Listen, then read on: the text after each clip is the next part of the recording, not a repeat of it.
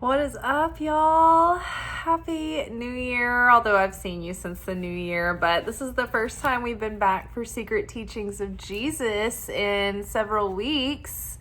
I kind of went on hiatus for our Saturday night secret sermons for the holidays because I was just stretched really thin. I sat down a couple of times to make these episodes throughout the holidays, and I just was completely on empty. So I thought, I'm not going to force the Gospel of Mary. We are savoring her. We're taking our time with it. So I waited until it felt like I had gathered my ducks back in a row, and so here we are. So we are here reading out of the Gnostic Gospels, something I'd always wanted to do, and I didn't know when I'd have time to do that, so I decided to make it a weekly episode on the channel. And if you're new to the channel, you can go to the playlist Secret Teachings of Jesus on my channel when you subscribe. And you can find hundreds of videos there. We've done last year and a half, we were on the Gospel of Philip. And in recent months, we've been in the Gospel of Mary.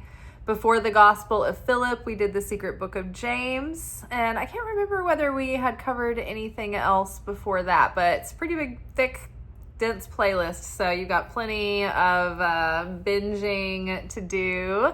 And then also, if you are looking for some sort of like spiritual work to start the new year, some partial goal setting, partial like getting your intentions and consciousness in order, getting a heads up at the year ahead to see what kind of like plot points we're going to have in the story, so to speak, and astrological highlights, you can download the 2026 prediction series. The link is in my Stand store in the description box below.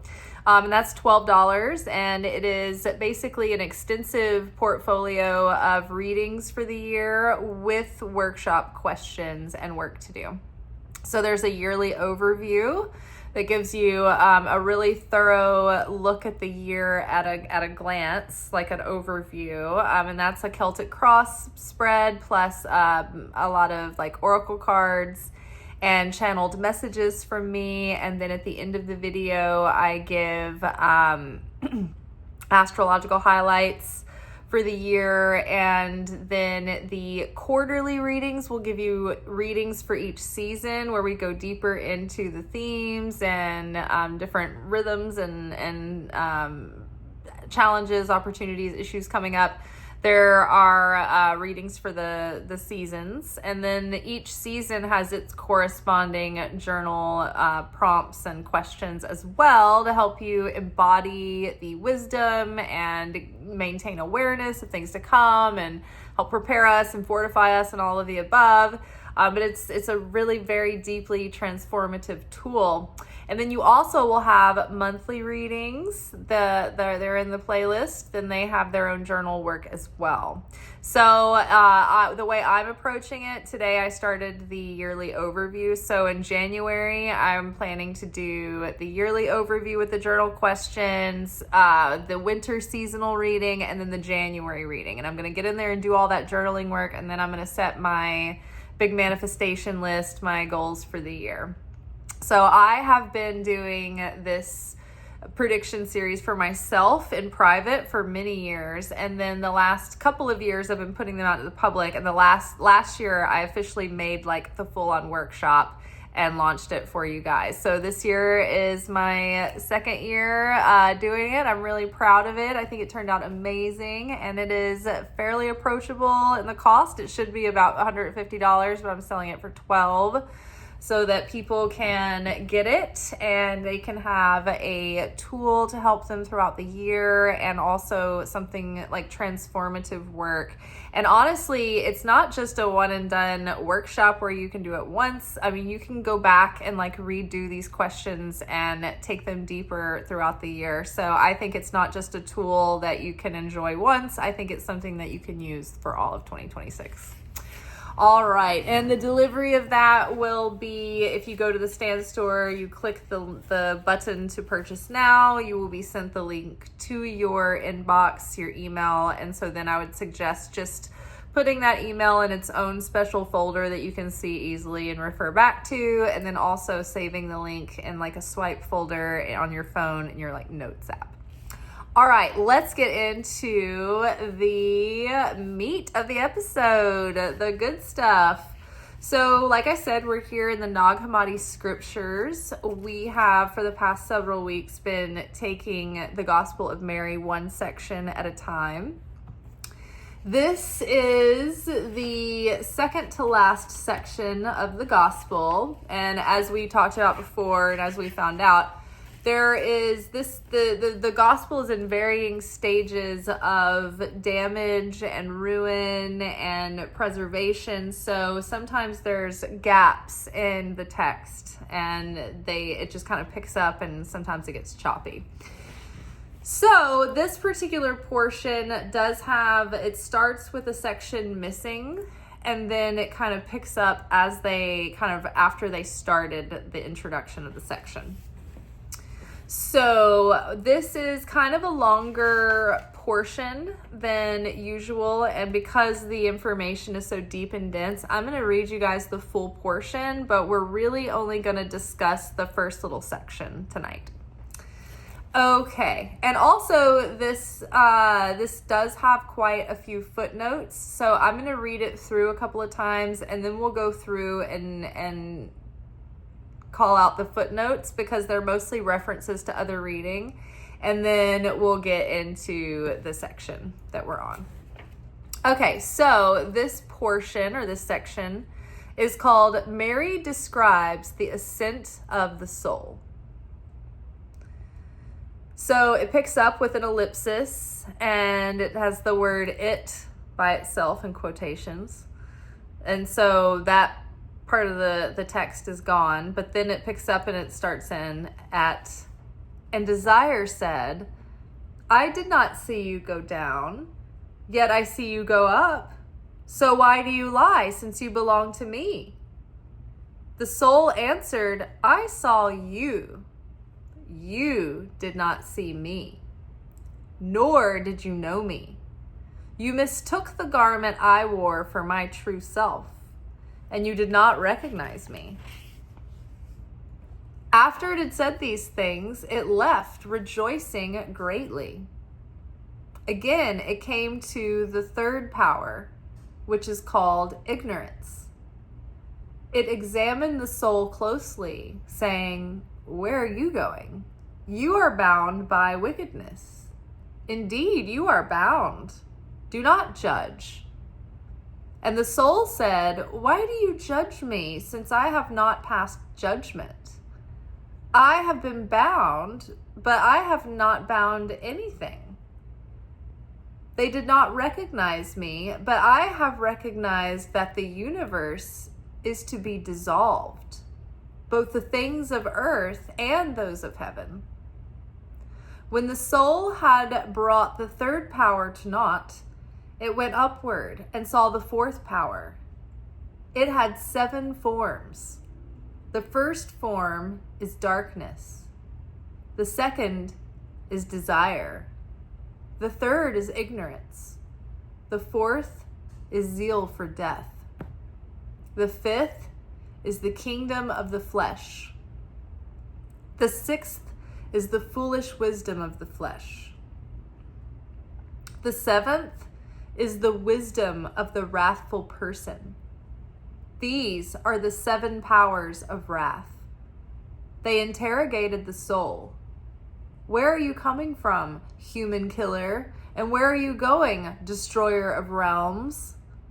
The soul replied, What binds me has been slain, and what surrounds me has been destroyed, and my desire has been brought to an end, and ignorance has died. In a world I was set loose from a world, and in a type from a type that is above, and from the chain of forgetfulness which exists in time. from this that is above, and from the chain of forgetfulness which exists in time. From this hour on, for the time of the due season of the age, I will receive rest in silence. After Mary said these things, she was silent. And it was up to this point that the Savior had spoken to her. Okay, cool. Let's read that again. There's a lot. So there's a lot of words. There's a lot of strange goings on. Such strange goings on. So let's read this again and see if we can let it sink in, and then we'll go, we'll go through the footnotes really quick. So, no text, and then random it, and then it begins. And Desire said, I did not see you go down, yet now I see you go up. So why did you lie, since you belong to me? The soul answered, I saw you. You did not see me, nor did you know me. You mistook the garment I wore for my true self, and you did not recognize me. After it had said these things, it left rejoicing greatly. After it came to the third power, which is called ignorance, it examined the soul closely, saying, where are you going? You are bound by wickedness. Indeed, you are bound. Do not judge. And the soul said, why do you judge me, since I have not passed judgment? I have been bound, but I have not bound anything. They did not recognize me, but I have recognized that the universe is to be dissolved, both the things of earth and those of heaven. When the soul had brought the third power to naught, it went upward and saw that the fourth power, it had 7 forms. The first form is darkness. The second is desire. The third is ignorance. The fourth is zeal for death. And the fifth is the kingdom of the flesh. The sixth is the foolish wisdom of the flesh. The seventh is the wisdom of the wrathful person. These are the 7 powers of wrath. They interrogated the soul. Where are you coming from, human killer? And where are you going, destroyer of realms? The soul replied, what binds me has been slain, and what surrounds me has been destroyed, and my desire has been brought to an end, and ignorance has died. In a world, I was set loose from a world, and in a type from a type that is above, and from the chain of forgetfulness, which exists in time. From this hour on, for the time of the due season of the age, I will receive rest in silence. After Mary said these things, she was silent, since it was up to this point that the Savior had spoken to her. Okay, so what is even the context of this passage? Mary is describing what the soul encounters and experiences when it leaves the body and it starts to ascend into the upper realms. It's like it, and this is also described by saints and mystics, like for instance, Marguerite Porete wrote the Mirror of Simple Souls, and it was about the path of ascension of the soul, and it was written in like a dialogue where the soul was speaking to, I can't remember, it's been a while since I've read it, and it's also a very dense read. It's like from the 1300s or the 1400s, which was then translated in the 1500s from French into like ancient English. So it's really hard to understand, but the soul is like talking to virtues.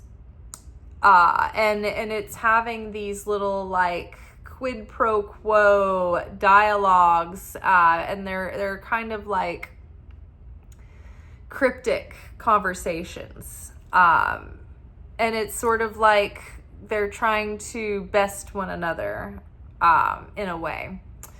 And so the soul is trying to ascend, and it's trying to outsmart the ego. And this is very similar here too. It's like Mary is describing the ascent of the soul once it leaves the body, and it's encountering like the gatekeepers of the upper realm. But they're not wanting to let the soul by. It's like the soul has to pass these tests of wisdom, of knowledge, of understanding. And so the gatekeepers are kind of pushy and tricky. And I think in the footnotes it talks about, somewhere in the footnotes it talks about the first revelation of John, maybe, or something to that nature. We'll get to that in a minute. But I went and read that this week. And because I knew for several weeks that we were going to do this portion and it was so like dense and thick, there were other references of Bible verses and things that they reminded me of. So I kind of went and like did a little bit of reading this week. Usually I just kind of come in and we talk and we read these and I give you like in the moment downloads. But this one I spent a little bit more time with because it was so abstract.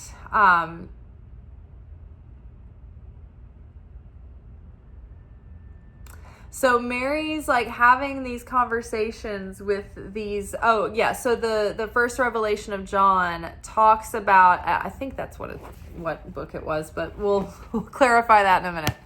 Basically, in that writing, John also talks about these 3 spirits or 3 gatekeepers that seek to steal souls. And so it's like they're trying to booby trap the soul or trick the soul or steal the soul off the soul's path. And so it's up to the soul to prepare itself in this life with these insights and this wisdom and releasing this this light, the soul's light, which is its intelligence, its power, its effectiveness.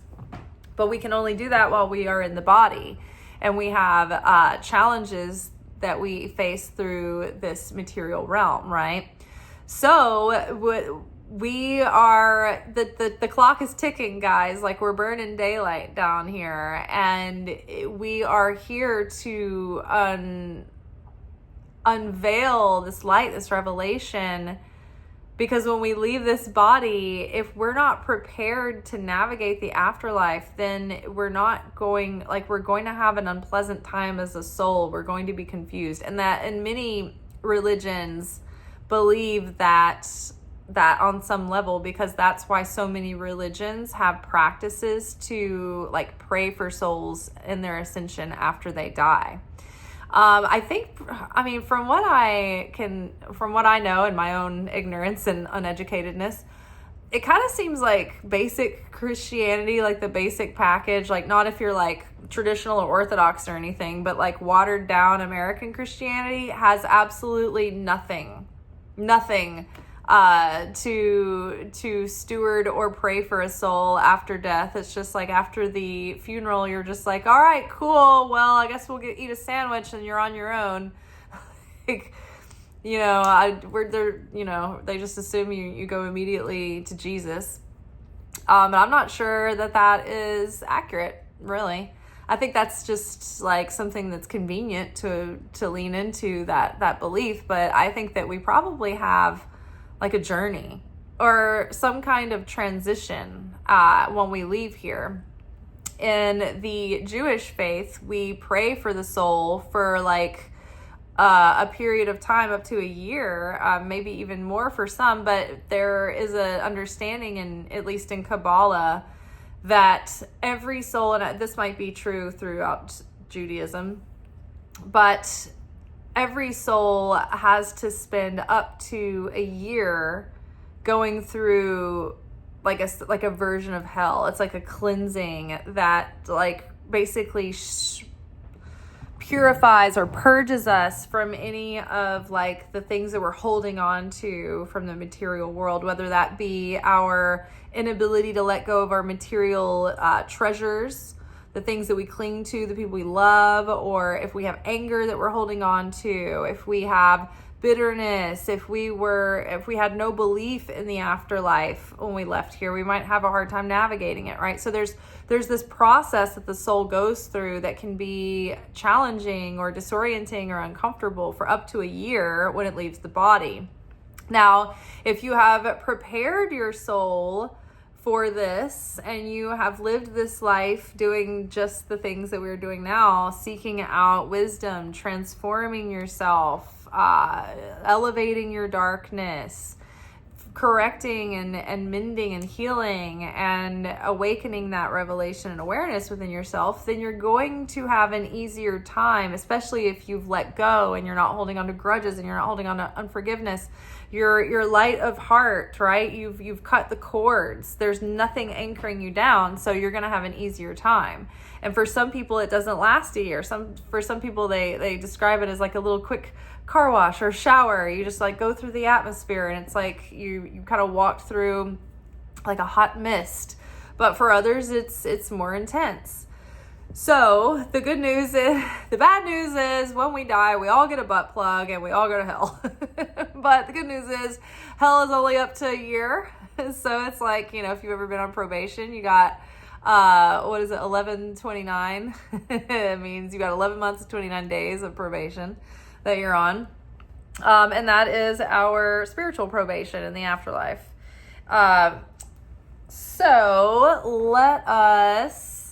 So we are ascending through these spirits, let's say, that want to intercept our soul or trick us off the path. And in the Revelation of John, it talks about like what exactly we say to them, like the secret words, the secret message that we say that like, gets them out of the way or lets them know like who you're really with, right? But that doesn't go into that much exact detail here. So Mary describes the ascent of the soul. And Desire said, I did not see you go down, yet now I see you go up. So why do you lie, since you belong to me? And the soul answered, I saw you, you did not see me, nor did you know me. You mistook the garment I wore for my true self, and you did not recognize me. After it had said these things, it left rejoicing greatly. I'm just going to read this again because we're going to go back this time and look at the footnotes. So after it had said these things, it left rejoicing greatly. Again, it came to the third power, which is called ignorance. It examined the soul closely, saying, where are you going? You are bound by wickedness. Indeed, you are bound. Do not judge. And the soul said, why do you judge me? Since I have not passed judgment. I have been bound, but I have not bound anything. They did not recognize me, but I have recognized that the universe is to be dissolved, both the things of earth and those of heaven. When the soul had brought the third power to naught, it went upward and saw the fourth power. It had 7 forms. The first form is darkness. The second is desire. The third is ignorance. The fourth is zeal for death. The fifth is the kingdom of the flesh. The sixth is the foolish wisdom of the flesh. The seventh is the wisdom of the wrathful person. These are the 7 powers of wrath. They interrogated the soul. Where are you coming from, human killer? Where are you going, destroyer of realms? Like, sick burn, right? Human killer, destroyer of realms. But adding that to my resume. The soul replied, saying, "What binds me has been slain, and what surrounds me has been destroyed, and my desire has been brought to an end, and ignorance has died. In a world I was set loose from a world, and in a type from a type that is above and from the chain of forgetfulness, which exists in time. From this hour on, for the time of the due season of the age, I will receive rest in silence." After Mary said these things, she was silent, since it was up to this point that the Savior had spoken to her. Okay, now let's read the corresponding footnotes. So we start off at the ellipsis ... it, which says, Mary's teachings from the Savior resumes in the midst of description of the soul's rise past the powers. And then it says the first revelation of James. Okay, so it's the first revelation of James, not John. And so in the first revelation of James, it does describe the soul's rise past the powers. And the powers are like demons. They're evil, kind of negative aspects of these powers that sort of have dominance over us and over our ego.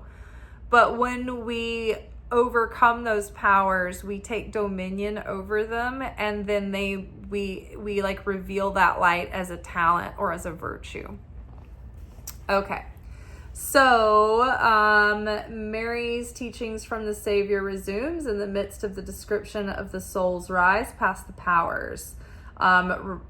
Reading the first revelation of James. Although the name of the first power is lost in the lacuna, it is probably darkness. And then let's see. And it says, "You did not see me, nor did you know me. You mistook the garment I wore for my true self." And it says the words "I wore" and "true" are added to the sentence for clarification here. Let's see. And then after it had said these things, it left rejoicing. So desire... So after the soul, here, let's read this again. So, and desire said, "I did not see you go down, yet I see you go up. So why do you lie, since you belong to me?" And the soul answered, "I saw you. You did not see me, nor did you know me. You mistook the garment I wore for my true self, and you did not recognize me." And then it says the desire cannot perceive the spiritual nature of the soul, but only the bodily garment that clothes it. Hence the power did not see the soul descend and does not understand its true nature. It tries to turn the soul back to the material world. But the soul's superior perception, "You didn't see me, but I saw you," overcomes desire. Okay, so there's more like footnotes, but we're not going into those portions today. We're staying here. So let's go into unpacking the conversation that desire has with the soul. So first of all, it says, and desire said, "I did not see you go down, yet now I see you go up. So why do you lie, since you belong to me?" So desire is coming from, in this passage, the lower carnal nature. The nature that is attached to desire for the flesh, desire for the material world, desire for earth and food and sex and rock and roll and partying, like desire. Desire for even, connection and the desires of human beings and flesh, right? The desire of the soul, the one desire of the soul, is to reveal its greatest light so it can become closer and closer and closer to re-merging with the Creator, with God. That is the perfected, purified desire of the soul. But the flesh, the carnal personality, the ego, taints the desire of the soul and wants to pursue the desires of the flesh: money, power, comforts, security, and it's the mind is preoccupied on these things in the material world. Whereas the soul wants to be occupied on things of the heavenly realms, right?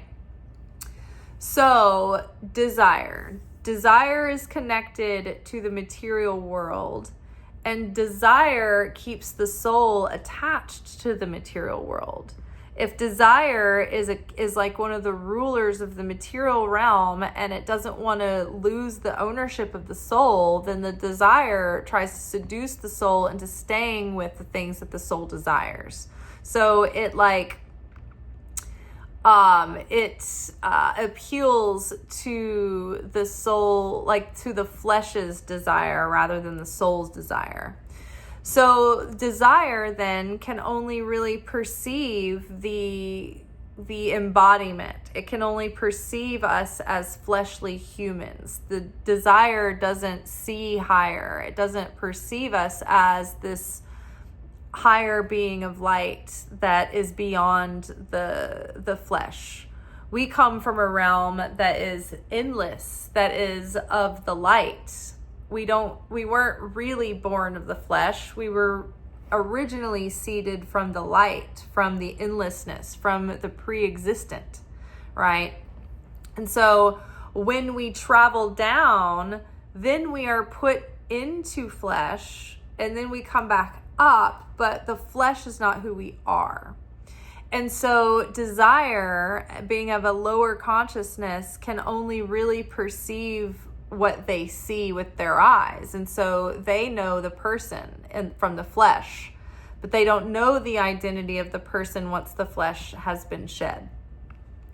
So too, the code here is talking about also, we've learned this about the Torah, where the Zohar talks about only a fool looks at the clothing of a person and thinks that that is all the person is. So too, only a fool looks at the surface garments of the Torah, the stories, the basic stories, and thinks that that's all that there is, that doesn't see the deeper soul of the Torah, meaning the mystical meaning, the coded language that is hidden, all the depths and layers that are hidden beneath the surface stories. Yes, they're telling a story about these people and their epic trials and tribulations and sagas. But it's not just about these parables and these people. There's these deeper layers of intricate mystical meanings and references going on in the Torah. And so we have a whole world on fire right now of people who are only looking at the garments of the Torah, of the clothing of the Torah. They're literally cherry picking any violent verse that they can and slapping it onto any agenda they have and using that as an excuse to propel their horrors, right? Because they're only looking at the garment, the soul. They're not looking at the soul of the Torah. The Torah, when it says these things, it's not meaning these things. It's not endorsing these things.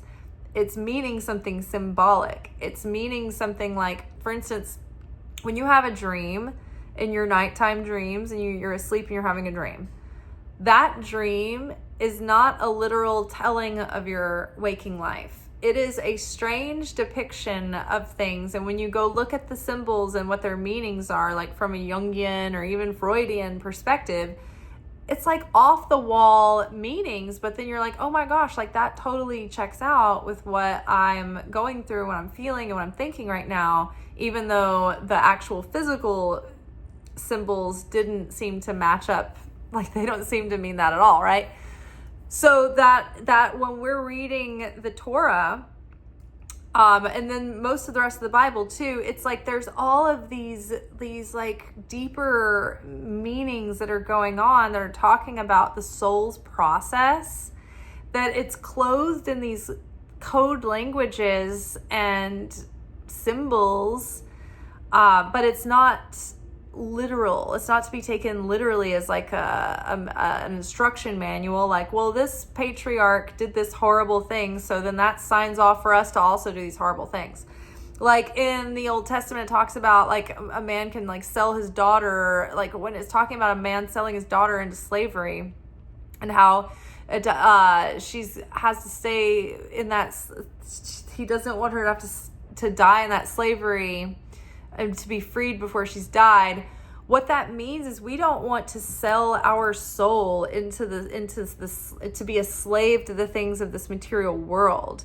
We do not want to leave this material world, dying in this material world, a slave to it. We want to awaken, like this passage is talking about, and transcend the slavery of desire of this world, which keeps us in suffering, in constant anxiety, in fear, in longing, in yearning, in all of these states of unrest, right? So let's read this again. So, and desire said, I did not see you go down, yet now I see you go up. So why do you lie, since you belong to me?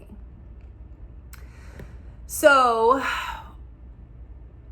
when we read the Torah, we understand that is not, like, the story that we're reading is not the end all. It's not the end of the story. There's more deeper meaning. Like, for instance, the example of selling the daughter into slavery has nothing to do with selling your daughter into slavery. And the Torah does not endorse slavery. It's talking about the daughter, the feminine. Your daughter is your soul.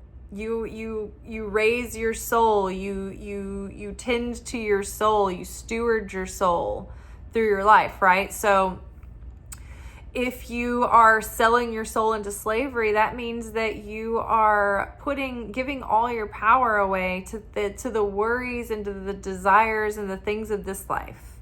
Right? Chasing after money, chasing after status, chasing after respect, or having, a trophy husband or a trophy wife, or whatever these things are, rather than going after things of deeper value and deeper meaning, and an eternal value. Whereas, like, when you go through like healing of your soul and your heart, and you deeply change your perspective about things, that is revealing eternal light, that is turning on something inside of your soul that is you're going to keep that when you take your flesh suit off. And when you go into the afterlife, when you're trying to traverse the afterlife and you're meeting these gatekeepers, you have already awakened a light in your soul that makes it savvy enough to deal with the gatekeepers, to outsmart them. Whereas if you spend your whole life going to, like Game and Disney World and, Wingstop, and nothing wrong with these things, but if you don't occupy your mind with anything but mundane, when's the next meal? When do we go to work? When do we have sex? When do we watch the game? It's like, okay, well, what about your soul? What have you done for your soul in this life? What investment have you given to your soul? Because this is going to be the soul that you take with you when you leave this life. And you're going to feel really dumb when you realize that you wasted a whole lifetime and didn't do any of the things that you were supposed to do while you were here. The whole point of being here is to develop your soul and awaken your soul and prepare that for eternity. When you're out of body, you can't heal or expand or ascend or transcend. You have to be here in the arena, hacking it out with the other flesh bags in order to reveal the light of your soul. So it's like you can't do this once you're out of body. and you got what you got once you're on the other side, right? So it's important that we do this here now. So, and desire said, I did not see you go down, yet now I see you go up. So why do you lie, since you belong to me? So desire, being of the lower material nature, sees this being and they think that their origin is of that material world. They don't understand that they come from a higher place, that they are children of a higher God, of an eternal God. And so they only saw the flesh. They only recognized this being with the flesh suit on when they were, being in the material realm.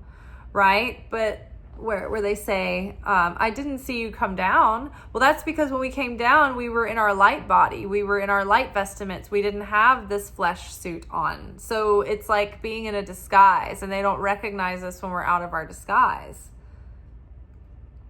So I did not see you go down, yet now I see you go up. So why do you lie, since you belong to me? And the soul answered, I saw you, but you did not see me. So when we're that soul, it's like we're awakened and we see things and we have a 360-degree perspective. And one of the reasons why we cannot work on ourselves in the afterlife is because we don't have any free will anymore. We're aware. We feel the fullness of the light. We can see the perfect goodness. So there's no question, there's no choice. It's like, oh yeah, obviously I want to sign up for this package, right? Like, you don't have free will anymore after you're out of the body, because everything is revealed to you. You know everything that you didn't know, or you know so much more that you didn't know. The veil was pulled over our eyes and our memory when we come here, so that we have free will, so that we can make the choice. The forgetfulness of all of the perfection of the afterlife and knowing for sure that it's there, forgetting that gives us the chance to practice the faith, right? To put ourselves out on a limb and say, okay, I believe, I have faith that this is real. So desire said, I did not see you go down, yet I see you go up. So why do you lie, since you belong to me? And the soul answered, I saw you, but you did not see me. So I can see everything clearly, but you didn't see me. You got tunnel vision. You've got one job, and you can't see beyond that. You're too close to it. So you did not see me, nor did you know me. You mistook the garment I wore for my true self.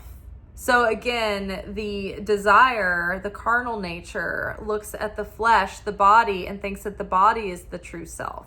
So that's why the ego is always fighting so hard to protect the flesh, to protect the body, to protect the ego, to protect the personality, because that's the only thing that exists to the ego. That's the end all be all. So if we're threatened in the material sense, oh my gosh, where's my status?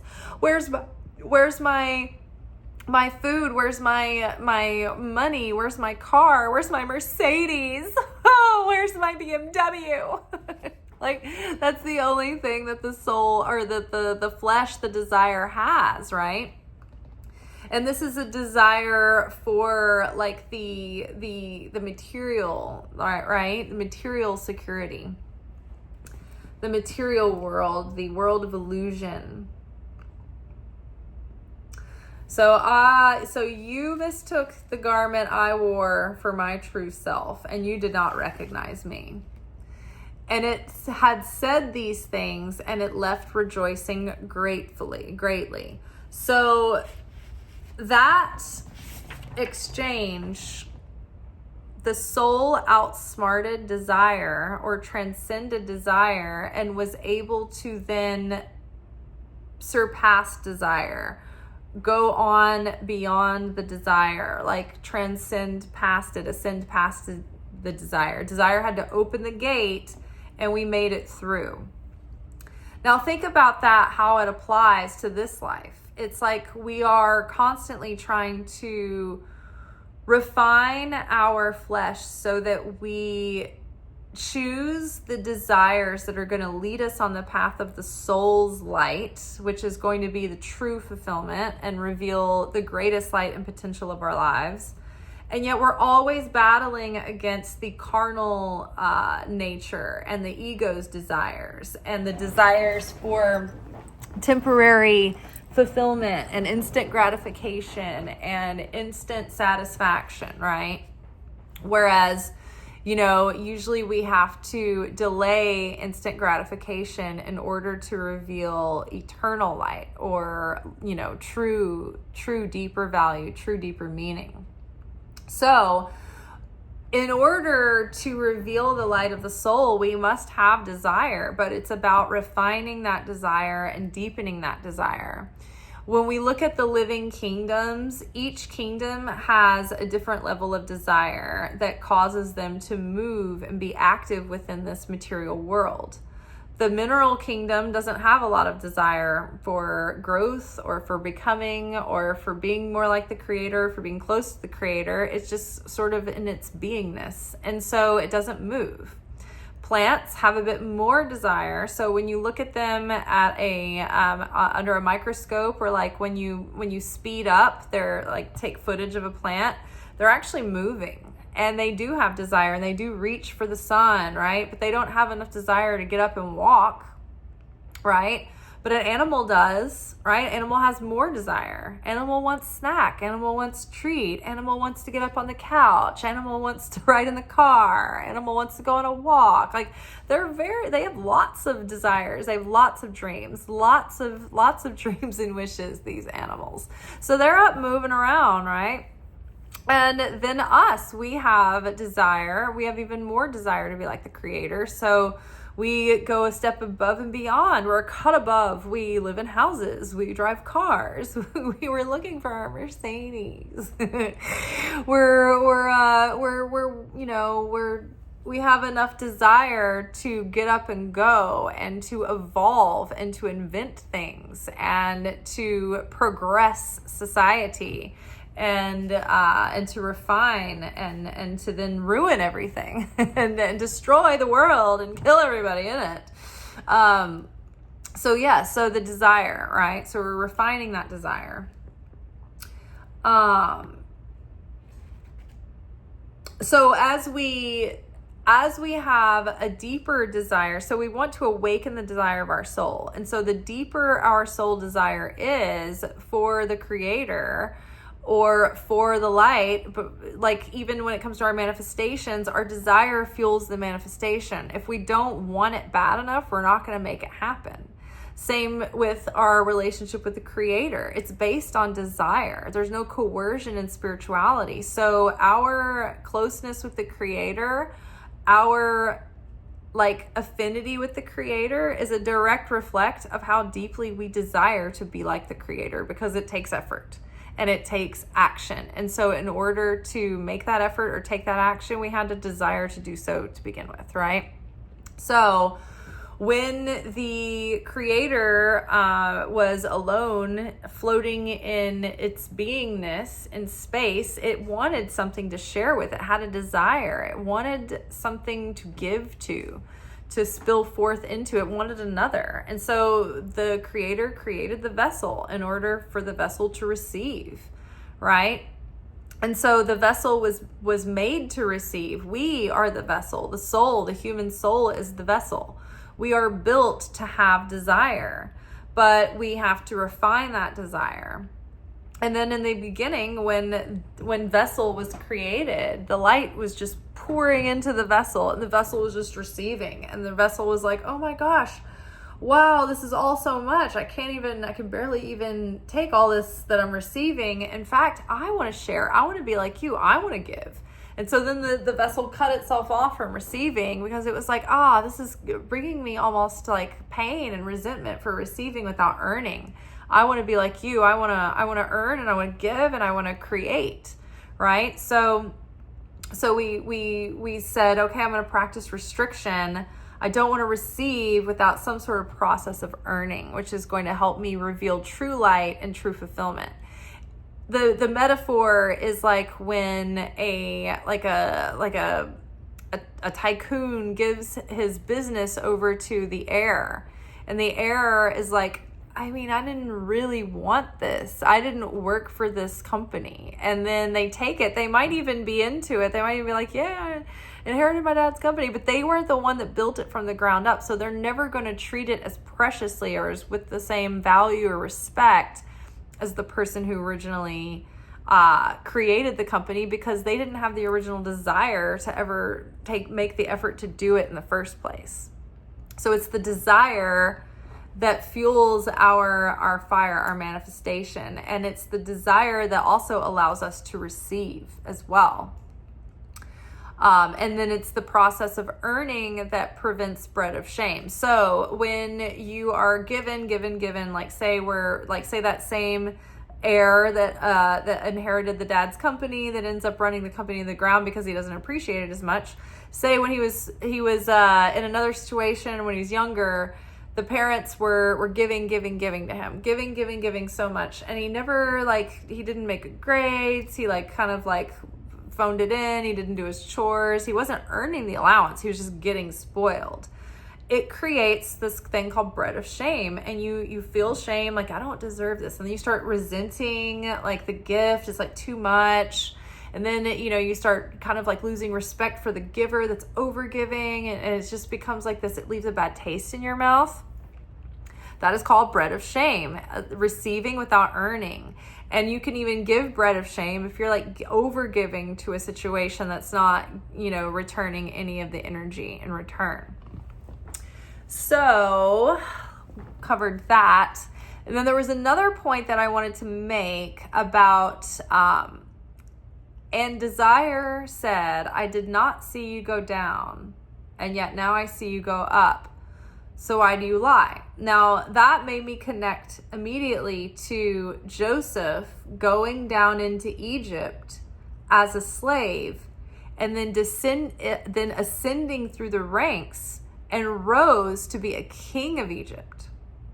Now, in the story, Joseph's brothers are in competition with him, and they misjudge him, and they think that he's evil. They're mad that he's gonna get things that they're not gonna get. They have these conflicts and these conflicting agendas with Joseph, and so they decide to they go through a couple of versions of this plan. They kind of fuck it up, and then eventually they're like, oh, we're just gonna sell him into slavery, sell him to Egypt.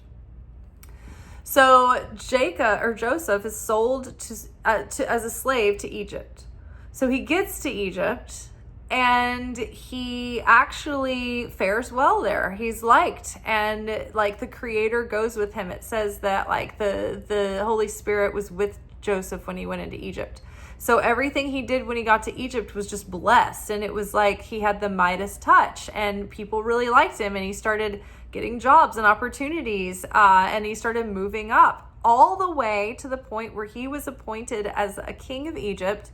He was head over all the storehouse of all the resources of Egypt, and he was the one that was supposed to distribute them, right? So that passage is about the fact that in order to have dominion over what enslaves you, you have to go down into that darkness and face it. If I don't know my lowest or darkest point inside of me, then I can't overcome it. I can't solve something that I haven't faced. I can't deal with an issue that I'm avoiding or that I'm completely unaware of. So sometimes we are put into these situations in life where it's we hit rock bottoms, but then it's those rock bottoms that show us, oh, I will not stay at this point. I am going to do everything I can to transcend this point of my life. And then they rise above and they evolve even greater because they went into that dark place. But having gone into that darkness, let's say it was an addiction that they had to overcome. If they hadn't have hit rock bottom in that addiction and they hadn't been a slave to that addiction, then they wouldn't have been able to free themselves from that addiction. And so once you are completely freed from the power that something has over you, you then dominate that thing. And I'm not saying like go out and try to get addictions and like then overcome them. But like say you have anger issues, right? Sometimes that anger would just sit and brood and stir and fester over time, unless it came out of you in such a way that you finally got to get a clear view of what that anger looks like inside of you, right? So sometimes we have to, like, Egypt represents the hardships in life, the challenges. And Joseph's brothers were like our inner conflicting desires, the parts of us that are competing, right? For first place, for top billing, for the priority. And so sometimes our inner conflicting desires sell out our true self, and they try to distract our true self, and they push ourselves out of the way. And sometimes our true self is distracted by chasing relationships that aren't right for us, because we can't be alone and do our work and get into the real meat of our potential, because we can't be alone with ourselves, and we're codependent. We're chasing after relationships so that we have a warm body, so that we're constantly pacified, right? So that codependency, we can be a slave to it, because then it's like, oh, what am I going to do if my relationship's at stake? Oh, I'm going to compromise myself and abandon myself in all these different ways. And I'm not going to pay attention to my talents and my dreams and my purpose, because my priority is focusing on what I am a slave to and what I'm putting up on a pedestal, which is this relationship. It's not even the end-all be-all relationship. It's just that you crave relationships so much that you abandon yourself and you lose yourself in the relationships you're chasing. Whereas when we can finally see that about ourselves, and it takes us being in that place to do it, we got to fall before we can get up, right? Then we can see it clearly. Oh, I see this now about myself. I'm turned off by this. I am taking my power back from this. I am not going to be a slave to this any longer. So whether it's impulse shopping, porn, relationships, drugs, TV, anything that you get addicted to that's got power over you, that's got a hold of you, that you can't really control, that you don't have conscious control over, it's like you're a slave to it. And we have to awaken and transcend those things. But especially when there are like virtues or personality, like tikkun issues within ourselves that are major issues, when we can overcome those things, we have taken the demon that tries to hold dominion over us. We have taken that thing and owned it and broken that thing and mastered it. And now we are the master over that. We have power over that thing now. And we have awakened it in us. And now it's not a thing. Now it's not a vice that holds power over us, but it is then light we have revealed and claimed as like a strength, a power, a virtue that we now can wield effectively. I feel like there was one more thing that I wanted to point out about this section before we're done.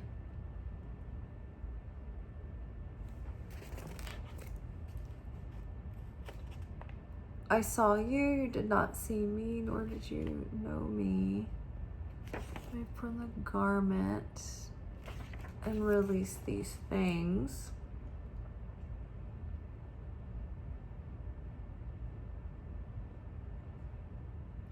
So yeah, freeing ourselves, liberating for ourselves from things that hold power over us, taking our power back from those things.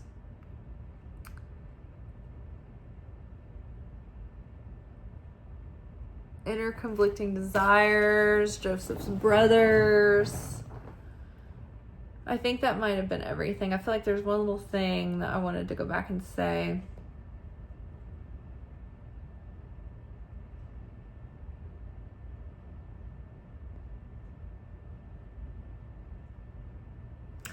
Well, it's just like when we lose sparks of light, we have to go back and recapture those sparks of light.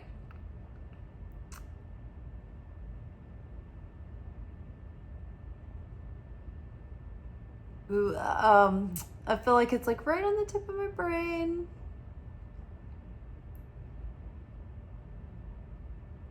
But anyway, Joseph had to go into Egypt as a slave and then rise above that slavery and then ultimately become a king of Egypt, because then that would plant the seeds for then the Israelites to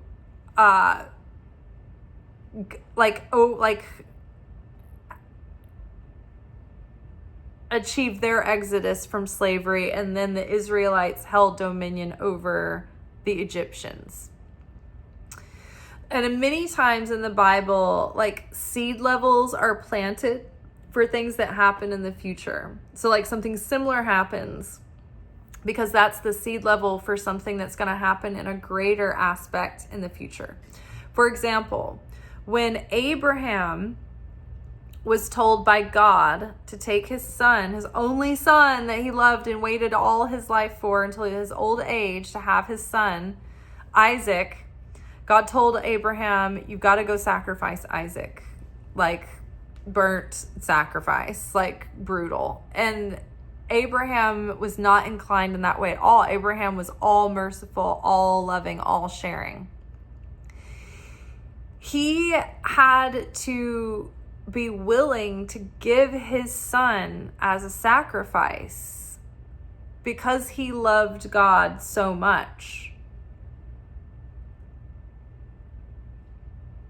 And I can't remember right off the top of my head, like, why it was like, you have to go sacrifice Isaac. Like, if it was just like out of nowhere, or if there was like a certain reason. But whatever it was, the fact that Abraham was willing to make that sacrifice and give his own son for the sake of sharing, that planted the seed for the late, that set the covenant up for later, for God to send his only son, Jesus, to be sacrificed for the souls of all mankind. Does that make sense? On an energetic, spiritual level, it's like planting the seed for that thing to then come out in an even greater way later. All right, let's read this portion one last time and then we'll be out. Mary describes the ascent of the soul. And Desire said, I did not see you go down, yet now I see you go up. So why do you lie, since you belong to me? The soul answered, I saw you. You did not see me, nor did you know me. You mistook the garment I wore for my true self, and you did not recognize me. After it had said these things, it left, rejoicing greatly. Again, it came to the third power, which is called ignorance. It examined the soul closely, saying, where are you going? You are bound by wickedness. Indeed, you are bound. Do not judge. And the soul said, why do you judge me, since I have not passed judgment? I've been bound, but I have not bound anything. They did not recognize me, but I have recognized that the universe is to be dissolved, both the things of the earth and those of heaven. When the soul had brought the third power to naught, it went upward and saw the fourth power. It had 7 forms. The first form is darkness. The second is desire. The third is ignorance. The fourth is zeal for death. The fifth is the kingdom of the flesh. The sixth is the foolish wisdom of the flesh. The seventh is the wisdom of the wrathful person. These are the 7 powers of wrath. They interrogated the soul. Where are you coming from, human killer? Where are you going, destroyer of realms? The soul replied, saying, what binds me has been slain, and what surrounds me has been destroyed. And my desire has been brought to an end, and ignorance has died. In a world, I was set loose from a world, and in a type from a type. In a world, I was set loose from a world, and in a type from a type that is above, and from the chain of forgetfulness, which exists in time. From this hour on, hold on. I want to read that paragraph again because that was the first time I put the emphasis in the right way. The soul replied, saying, what binds me has been slain, and what surrounds me has been destroyed. And my desire has been brought to an end, and ignorance has died. In a world, I was set loose from a world, and in a type from a type that is above, and from the chain of forgetfulness, which exists in time. From this hour on, for the time of the due season of the age, I will rest in silence. I will receive rest in silence. After Mary said these things, she was silent, since it was up to this point that the Savior had spoken to her. All right, y'all, that is all for tonight. Hope you enjoyed. That was a lot of information. It's so funny because a lot of times when I read these portions, I'm like, I don't know how to begin talking about this. I don't know what I'm going to say. I feel like there's not much to say at all. I've got like 3 sentences that come to, and then an hour later, here we are.